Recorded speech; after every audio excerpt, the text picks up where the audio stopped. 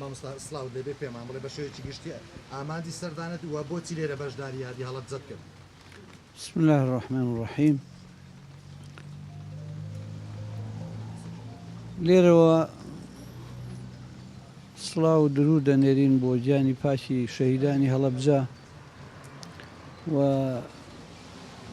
وەستان بۆ شەهیدانی هەڵەبجە، وەستانە بۆ هەموو شەهیدانی گەلی کوردستان لە کۆن و نوێ و هەموو شەهیدانی ئازادی خوازی دنیا، هەموو چەوساو و لێ قەوماوەکانی دنیا.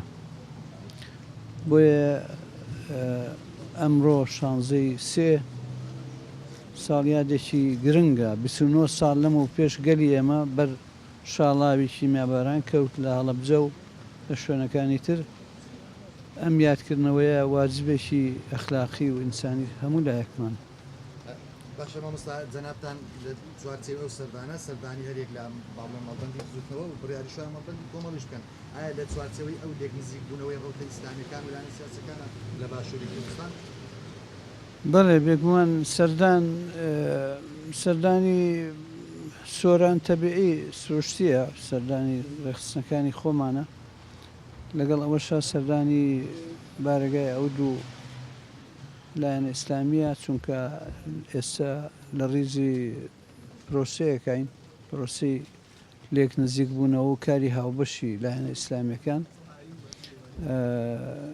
سەردانیانەکەین و ئێستا سەردانی زوتنەوەمان کرد و سەردانی برایانی کۆمەڵی شەکەین و وەختمان وایە سەردانی لایەنەکانی تریشمانە کرد، بەڵام وەختەکە بەش ناکە.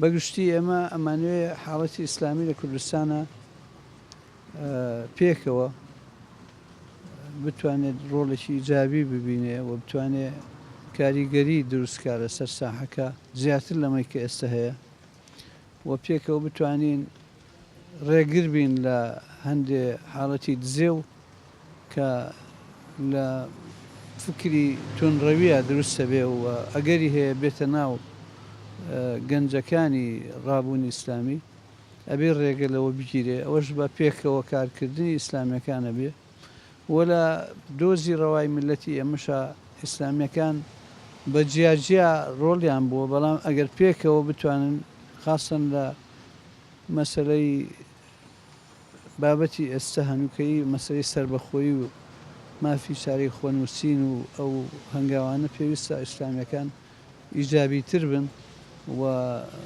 بەرچاوڕوونتر بن. ئەوەش پێکەوە کارکردنیە.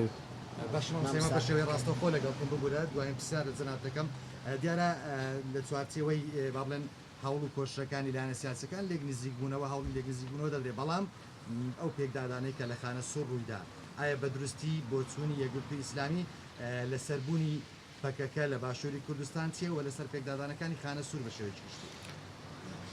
هەموو پێکدادانێک نەخوازراوە، هەموو شەڕێکی براکوژی و کورتکوژی نەخوازراوە، نادروستە، بەڵام حیسیات و هۆکارەکان و چۆن و بۆچی ئەوە ڕەنگە کاری ئێمە نەبێ.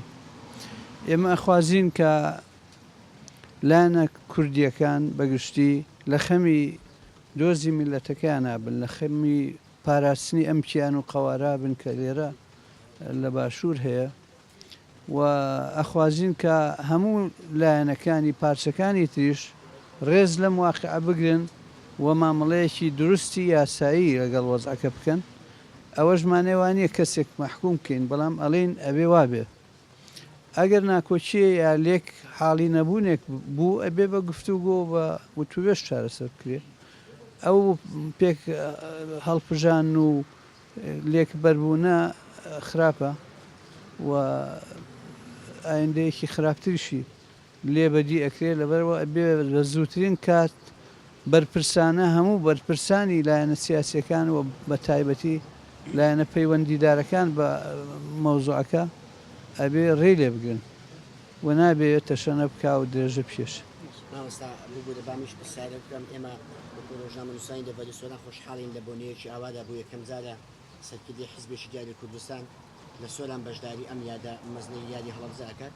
پێمە خۆشە لەسەر پرسە سیاسیەکانی هەرێمی کوردستان سەر ئەم دۆخی ئێستا هەیە بەڕێستان قسەیەک بۆ ئێمە بکەن بۆ چوونی بەڕێستان و یەکگرتووی ئیسلامی پێتان وایە خەلە لە سیاسەکانی هەرێمی کوردستان لە چیدایە بەگشتی ئەم دۆخە بۆچی ئایا بۆچی چارەسەر ناکرێت لەسەر ئەو قسەیەکمان بۆ پێ سوپاس دەکەین. سپاس وەبزانم ئەوەندە وتراوە زانراوە و ڕسمی گیراوە و چەند جار باسکراوە خەلەلەکان وازحن بەڵام دەرهاویشتەکان دیارن هۆکارەکان باس ناکەین لەبەرەوەی نەیکولێنینەوە باسی ئەو شتانە نەکەین ئەمانەیە کە خەڵکی کوردستان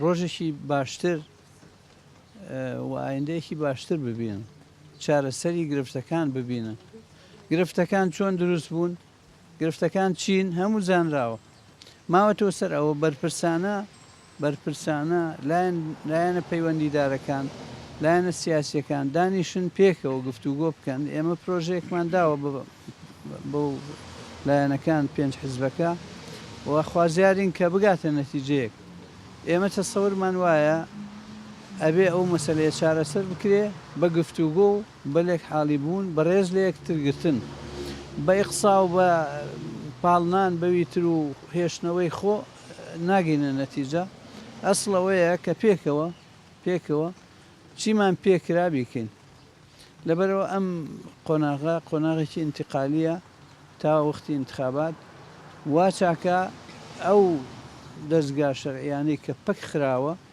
تەفعیل بکرێنەوە و کارا بکرێنەوە دوای ئەوە تەفاهم کرێ لەسەر ئەو شتانی کە ناکۆچین لەسەری یا چییە ئیشکالەکان چییە هیچ شتێک نییە بەبێ گفتوگۆ چارەسەر بکرێت هیچ شتێک نییە بەدیلی گفتوگۆ بێت. سپاس.